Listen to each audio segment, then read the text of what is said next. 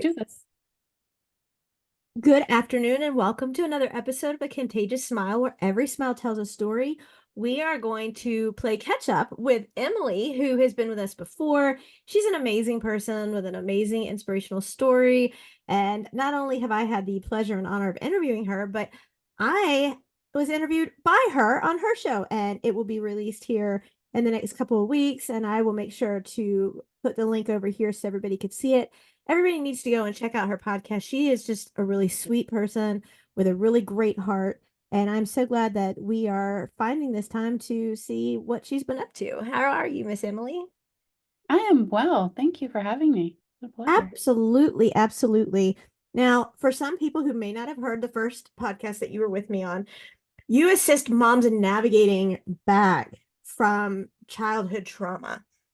Can you Yeah. kind of give an oversight on how you do that for those that might not have heard you on the last show?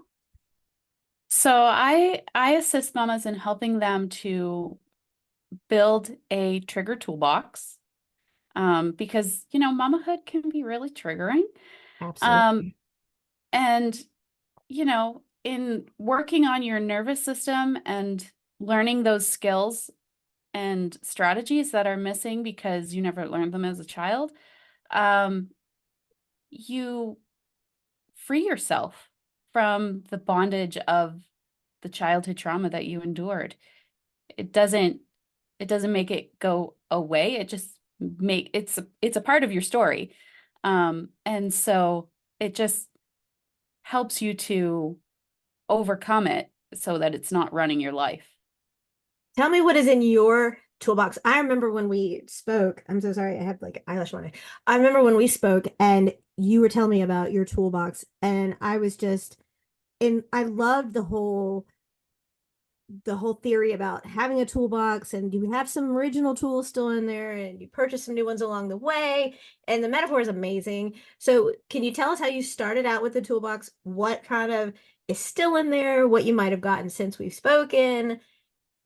Everybody Yeah. needs a toolbox. Everybody needs a toolbox because I know, and Yeah. you know, we deal with a lot of tools. We Oh, yeah. deal with a lot of tools in more ways than one. So I love her metaphor of the toolbox. And so kind of tell us about that.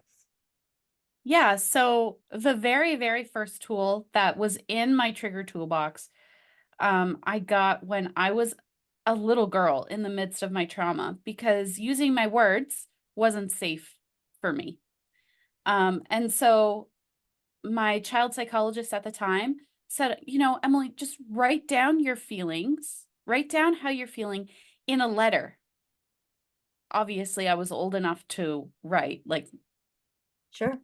Right. so if you're using this tool for a child who is really little, you might have them draw a picture instead. Sure. So write down your feelings, and you don't have to give it to the person that you're writing it to, but you can, Right. and they may or may not appreciate it, but it gets the feelings out. And so I've kind of taken that tool and adapted it a little bit into a journaling practice. And so journaling can look a million different ways depending on what your strengths are. It could be painting, it could be music, it could be, so many different things. But for me, it's a pen and a notebook. Um, and when I sit down with my journal and my pen, words flow through the end of that pen, and I don't think about it. It's a space of no judgment, Mhm. and I just allow myself to kind of purge all of the feels, And it's get so them important. out. It's so And oftentimes I will reread what I've written. I'll read over what I've written, and then the waterworks start. And that cry is so cleansing and so healing. Um, Other tools that I have include breath work. So if my kid is throwing a temper tantrum and um, my nervous system is struggling to handle the volume of said temper tantrum, I have a strategy in place inside that helps me. Okay, so I need to breathe. And also like learning the language of your body, because your body has a language. It's not English, but it does have a language. And so recognizing what anxiety or your nervous system feels like, what stress feels like in your body when you're dealing with a temper tantrum or you're dealing with a stressful situation at work or within a relationship. For me, it sits right here. Like a big weight It on your might chest. like a big weight on my chest, and Yeah. I can't quite figure it out until I'm like, oh, am I stressed about something? Am I anxious about something? Okay, let's use our tools. And so um I'll breathe it out. My favorite technique is called 557 breathing, where you breathe in for 5 seconds, you hold it for 5 seconds, and then you breathe out for 5 seconds. And what that does scientifically is it tricks your nervous system out of the fight or flight response and into the rest and digest Like almost like a state. reset. Yeah. And so, and it's quick, like you can do it for 2 or 3 minutes and you're back down. Whereas if you just let your body naturally come off of that stress response, it can take hours or days, or even like it can ruin your whole week if you don't have the right Tools. strategies and tools. Yes. Yes. So, those are some of my um, strategies, tools in my toolbox.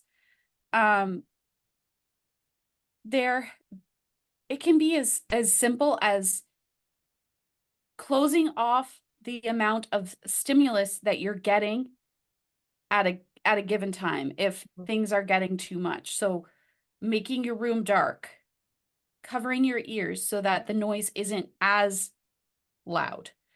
Um, Breathing. Emily, I've Um, also heard like decluttering helps oh, tremendously. yeah, yeah. Decluttering is huge because oftentimes when our space is chaotic and cluttered, Mhm. then that reflects inwardly. So then we feel chaotic and cluttered and anxious. And so clearing out the mess, the things that you don't necessarily need right away, can help with calming yourself down. Right. Now, I want to offer everybody a warning in advance, a trigger warning in advance, because Emily, I remember your story and you are so inspiring because of where you are now versus where you've been. And it was really hard. It doesn't matter how many families that I get the privilege and honor of working with, it's still really hard every time you hear a good person go through a bad time. And you went through a really bad time. But I wanted to know if you wouldn't mind sharing a little bit about the trauma that you endured, because I want everybody to see how amazing you are now and they're hearing it, but to know where you came from and what you've overcome is such an amazing accomplishment. And that's all because of you. And so would you mind kind of giving a little bit background of that? Yeah. So I was raised primarily by my paternal grandparents. My mom um dropped me off on their doorstep when I was 6 or 7 months old, and signed her rights away. And then so from the time I was an infant until I was 6-ish, I lived with my grandparents and my dad. Um, and it was hard because I as a little girl I craved having a relationship with my mommy, and my mommy didn't want me. Um and so that's where we started. And then when I was 6 years old, my dad got married to a my stepmother, and she had a son of her own. So at that point, I was really close with my dad when I was little. We used to go to the park. We used to go for chocolate ice cream. Um, my dad actually had a storybook personally created for me, Oh, which I lost in a flood in 2020 when my house flooded. But it was all of the things that we liked to do together. And it was illustrated. I think we were dogs in the story. I'm not sure. I can't remember. Um, but it was all about how much he loved spending time with me. Oh, I forgot about that until right now. Um, and so I wanted to go live with my dad because I was really close with him. sure. Which made sense. And my grandparents thought, well, she belongs with her dad. Um, but it didn't take long to realize that that was probably the worst decision that we could have collectively made. I lived with my dad, my stepmom, and my stepbrother for about 18 months, during which time I was abused in all of the ways by my stepmother and my stepbrother. Um, I was, I was, I had a room in an unfinished basement, um, out of the way of everybody. Um, and so when whenever I was alone with my stepbrother, he took every opportunity that he could to beat me up, um, sexually abuse me. My stepmom, whenever she had the opportunity, she would smack me like in the mornings before school. There was one chair that I was allowed to sit in the living room, and um, so I would be sitting there all ready for school, waiting for it to be time to go out and wait for the school bus. And she would walk by going from her bedroom to the bathroom, and she would just smack me on her way by, like she had nothing better to do with her time. Um, and I was not allowed to stay at home on weekends, so I was rotated um, amongst three different family members' homes. My biological mom's house, my grandparents, and an aunt. And so when I went on Friday evenings, when I got to their houses, the first place I would head for was the fridge because during the week, I was only allowed to have one serving, one small serving. And quite honestly, I looked like a child from a concentration camp. Um, How come your dad allowed all this? How come your dad, well, it was most of it was done when he wasn't home. but he had to have seen some signs. And well, I struggled with learning to read. Um, no duh. And I also struggled with bedwetting. And no one really put two and two together. He did walk in on my stepbrother hurting me at one point, and he lost. I don't think I've ever heard my dad yell so loud in my life. Um, but nothing happened after he exploded. It wasn't until um, a Sunday evening in November of, let me think, 97 or 98, 98, when I was at my biological mom's house. She told me to go get my stuff together because it was time to go home. And something clicked in my 7-year-old mind that said, I'm not going back there. Um, so I figured out a way that I wasn't going to go home. Um, I went in my sister's room where my stuff was and packed up my stuff and tried to find a place to hide. I ended up hiding under her big clunky wooden desk. I was malnourished enough that I could fit under the desk quite well, quite comfortably. and put my bag in front of me. And I sat there for probably a half an hour to 45 minutes. It felt like a lot longer to a 7-year-old, Absolutely. but eventually my mom came in. She came in a few times and hollered my name. My brother came in looking for me. My sister came in looking for me, and nobody could find me. But eventually my mom came in and she saw my bag sitting in the chair hole. And so she moved it, and there was little Emily. Um, and she goes, "What are you doing?" I go, "I'm not going home. It's what I'm not doing. I'm not going home." And she's like, "Well, what am I supposed to do?" I'm just like, "Well, I guess you're gonna have to adult and figure that out." Um, so she got on the phone, she called my dad, and he said something along the lines of, "Let me call mom and dad." Um, and that night I went back to live with my grandparents, and life went on as normal. Life went on as normal. But And not for so, you. Not for you. This is not no, your normal. But whatever happened to the stepmom and the stepbrother? nothing, Nothing. nothing. To this day, nothing. Is your dad still I, married to her? oh no, no, she abused him as well. But nothing. Unbelievable. That's unbelievable. And so as a child at 7, and how did you start learning to manage through all this? Because such confusion had to have come with this. Yeah, I, s- I, I didn't have the tools that Right. I needed. Of course not. So in my family, we don't talk about the hard things until Emily comes along and writes a book about it.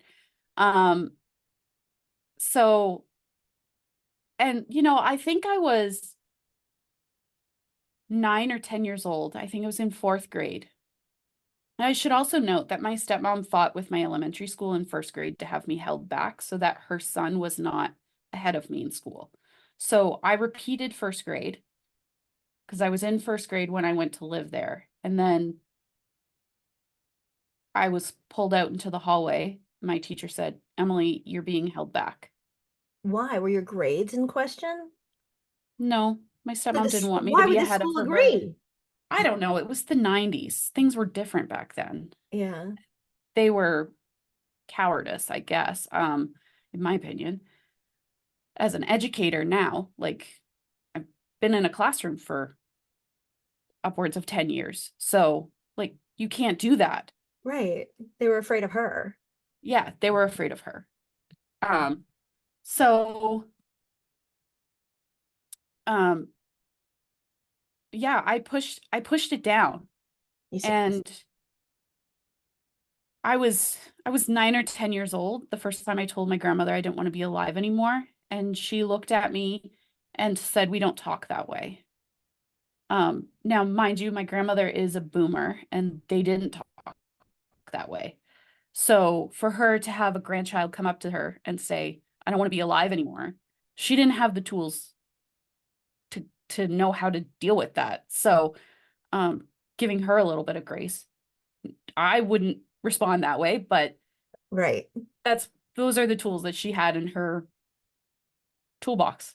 Yeah. So I didn't talk that way and I pushed it down, I buried it, and it was like a black cloud looming over my head, probably until I was 20, almost 30. Emily, how did you cope with that? What was your device to Um, cope with that? I pushed it down. I You tried to suppressed ignore it. it. I pushed it down. Yeah. And that resulted in anxiety, depression, hormonal issues. Um, and it wasn't until a lot, like many years had passed, and my husband and I were trying to start our family when I went to a naturopath who explained to me how my stress response was impacting my Your ability to hormones get pregnant. and my fertility. And I was like, oh, wow. Um, because there was no therapy. I mean, for a while, I went to see a child psychologist, but eventually that office closed and there was nothing else. And then when I was in university, I tried to go see therapists. When I was in high school, I went to the school guidance counselor who was not at all trauma informed, and she told me I just needed to get over it. What? Yeah, yeah. Um, People don't realize that It's not a light switch. You just can't it's get not a over light, it. It doesn't happen that way. it doesn't happen. My brain was developing in the midst of all of this hell. So my brain did not develop the way that a child's brain develops that lives in a healthy household. Right. Like my brain is altered. And, it wasn't until I was diagnosed last year, 2023, April 2023, with PTSD, it took that long. That's that's like 30 years to get diagnosed with PTSD. Because nobody in my family thought, oh, maybe Emily's got needs some help. Like, Not even your uh, dad? no, How's your dad doing? Because you said he was abused. he also has PTSD. But he is not, our relationship is strained Of course it is. because, when I moved into that house with my dad and my stepmom and my stepbrother, I lost my dad too Yeah. I was thinking that because you were telling me. Yeah. because like before we had a relationship. You were close. We were close. We Right. loved to do things together. And then my dad was gone. And he did stand up for me a little bit, but he didn't say, "Whoa, this is not okay, and I need to get Emily out of here." That was up to me as a 7-year-old little girl. You're a child.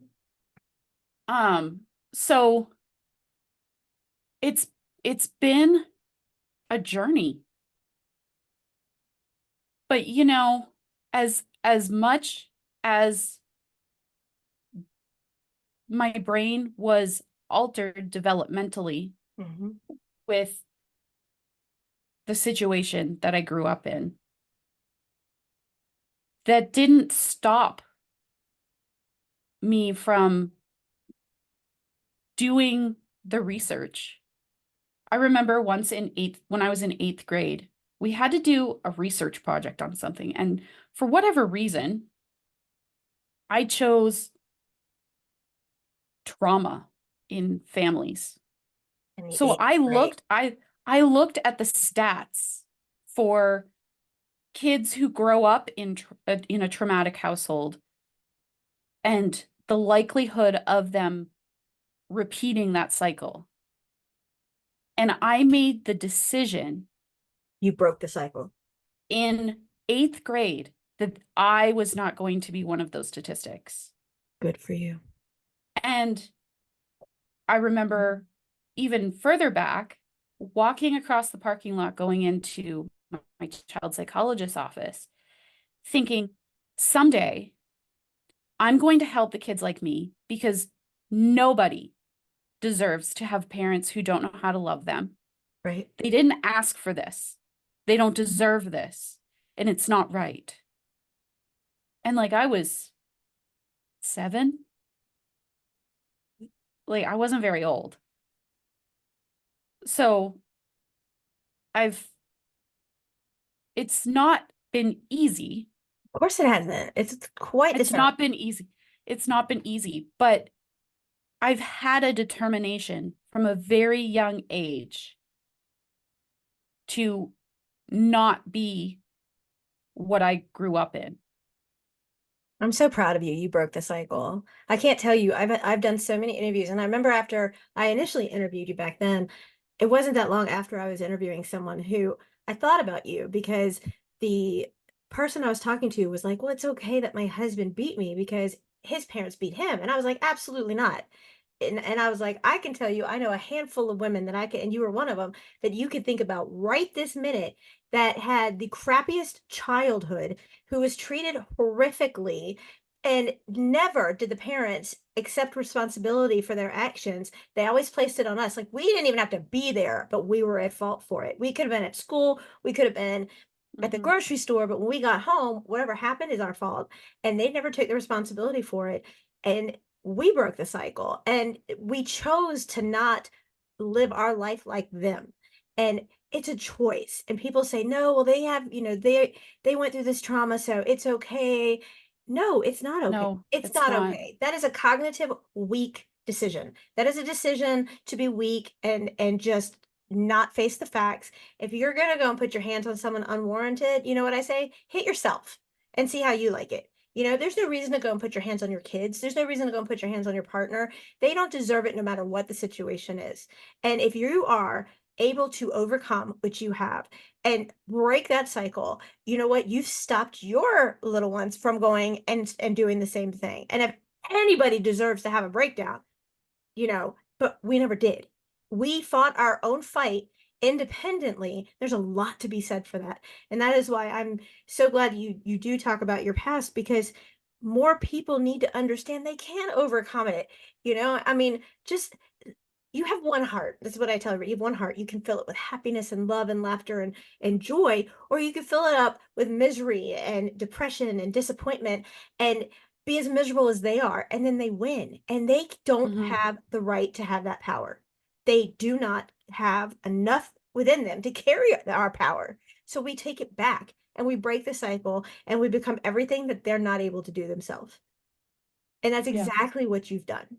And it is such a testament to you as a person because you overcame. I mean, even I remember the first time, I don't know if you remember, I cried when you were telling me about your stepbrother the first time. And here I am like literally trying not to again because it's not right. It's not right. They need, and the ones that need to be seeking assistance from a counselor, psychiatrist, psychologist, they never go. They don't think they need to go. It's the ones like us who end up having to go, and we end up taking our entire adulthood recovering from our childhood. And when you love your children, you don't want them to experience that. That's No. nothing I would want my kiddos to feel, and I know you're the same way. So what I don't get, and maybe you have an answer for this, how does someone carry their child, because we don't ask to be born, how does No. someone carry their child for 8 9 months, whatever the situation is, and then treat them like that? You have such a bond as a woman carrying Hmm. that baby, feeling them kick and their heartbeats. I mean, I loved, outside of being abused during the whole pregnancy, I loved the closeness I had with Faith, and to feel her Hmm. kicking and the bondage that we had is amazing. How do you go and turn around and be pure and utter evil? Because it's our job as parents to protect and Hmm. help our kids prepare for the next stage of life. We're not supposed to be preparing them for a couch for the rest of their life with psychiatrists and psychologists and that we're supposed to teach them that life is about love and happiness. So why do you think that some people just don't even care to want to make it better for their children? Well, I don't know, honestly. I think that there are there are a lot of severely traumatized people who are so disconnected from themselves and their feelings and their emotions, and they're too fearful or too proud to ask for help and to seek it out and to not allow their fear to hold them back anymore. Makes sense. Like that's one of the things that I did in understanding my lineage. Like, what did my mom experience that could have caused the situation that I've I have with her? Right. Or what did my dad experience that caused him to be the type of father that he is? Not that understanding that minimizes their actions or validates their actions, but it adds an element of humanness Mhm. and grace so that you can understand that while their actions were awful, and I personally would not take those actions, there is hurt behind those actions. Have you ever asked your mom or dad why? No, when I bring up my childhood I don't speak to my mom anymore. But when I wrote my book, she made sure that I knew that I was the scum of the earth. Um, but when I bring up my childhood with my dad and my grandmother, um, I am an awful monster. So we don't talk about that. Like we don't talk about what happened. Do you think To they them, actually, oh, I'm sorry, sweetheart. to them, they think I need to get over it. And by talking about it and by working it out, that's my intention too. But we have to talk about it. It's Right. like our emotional wounds, in my opinion, are very much like a cut or scrape on your skin. It needs air to breathe. Like you need to work it out. Absolutely. Um, Do you think they read so your book? my grandmother did. And she says it's very good, but I don't know if my dad did, and I definitely don't think my mom did.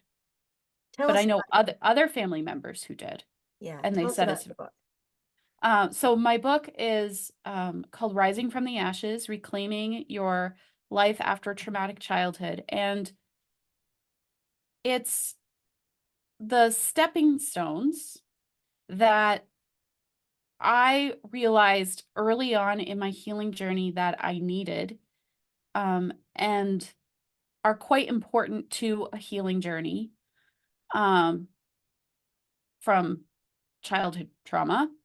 Um, that not a lot of people talk about. Things like believing in yourself. Because as trauma survivors, we often look outside of ourselves for validation. But everything we need is inward. Mhm. And the trauma has left us with a shell of left us as a shell of a person. And so when you learn how to believe in yourself, how to own your inherent self-worth, how to create a vision for your life and goals, and you start to not live in that survival state, but you start, you know, thriving. Right. It's huge. And so when I re-released my book in September of 2023 last year, I also created a workbook to go along with it because, you know, the words that I've written in the book are hugely transformative. It adds another layer of transformation when you work through the, the steps with me as you're going through the book. And so that's where the workbook came into place. And it's huge. It's huge. Yeah. What a gift. And I think that unfortunately, I hate the fact that we've gone through what we have, but we Mhm. have a better insight on how to help people than a lot of people who just, I mean, and I don't want to take away or minute anybody who's done the schooling because I did the schooling. And, to be honest, Emily, if someone said, hey, would you rather go sit with, and this is personal preference, if you'd rather go sit with someone who has their, master's or PhD or whatever, or would you rather go sit with someone who's been through it? no offense to anyone who's, gone just for the school. I want to go with someone who has been through it because they get it on a whole different level. Hmm. There's an understanding and a connection between the two, like with you and I, Yeah. that you get it and you understand it. So you don't just sit there and think, okay, I don't remember reading about this in my book, or why did they stay so long, or why. I mean, it's it, that they're going to wonder that, but you and I get it, we understand it. It's a understood, like, subconscious thing from the jump. And to be able to do that and to produce a workbook to go with it is just amazing. Everybody needs to go out and get this and get the workbook and do the work, because it's not really work, it's reflection and it's healing. Yeah. I don't think Yeah. it should be called work, because it's not. Work is such a negative, drowning word that you want to say, this is a reflection and growth. This is a reflection and Mhm. healing, and you deserve that. You want to give it to your kids. You want to be your best you for your kids. Then you have to do this too. Now, you told me that you have another book coming out. Can you kind of give us a little insight on it? Yeah, so I am part of a book collaboration. It's called She Defies, and it is set to release in January of 2025. So, um, if you head over to my Instagram, emily.cleghorn.coach, I'm sure you will be kept in the loop. Not a great title, that is. It's a Yeah, great title. Simple but great, like very powerful. yeah, Yeah. yeah. How can people find you? So you can find me on Instagram, as I just said, emily.cleghorn.coach, or you can find me on my website. Um, or, you can just head over to the Mamahood After Trauma podcast and find me there. I'm gonna have her give me every link possible so that I can include them so everybody can reach out. And where can we get your book, workbook, and soon to be new release in 7 months book? So my book and my workbook are both available on Amazon, um, on all marketplaces, as far as I'm aware. And the the book collaboration will be available on Amazon, but I believe it will also be in Barnes and Noble. So Oh, nice. I'm not sure if it will be available in stores in Canada, but I know that it will be available in stores in the US. So keep an eye out for that. Yes. And maybe you can find time to come back right before it launches and we can remind everybody. Oh yeah, I would love to come back and talk. Yes. You're such a sweetheart. Thank you again for let's catching up. And I want to make sure everybody can get a hold of you. So I'm going to get all the ways to do that and put it in the show notes. Again, I just hope you realize how amazing you are and how you've overcome everything. And it's an honor to not only have you back on again, but to know you, because you have come through so much and you've come so far. And I hope you see what I see when I look at you and I see all that you've accomplished. No, thank you so much. It's been a pleasure. Thank you.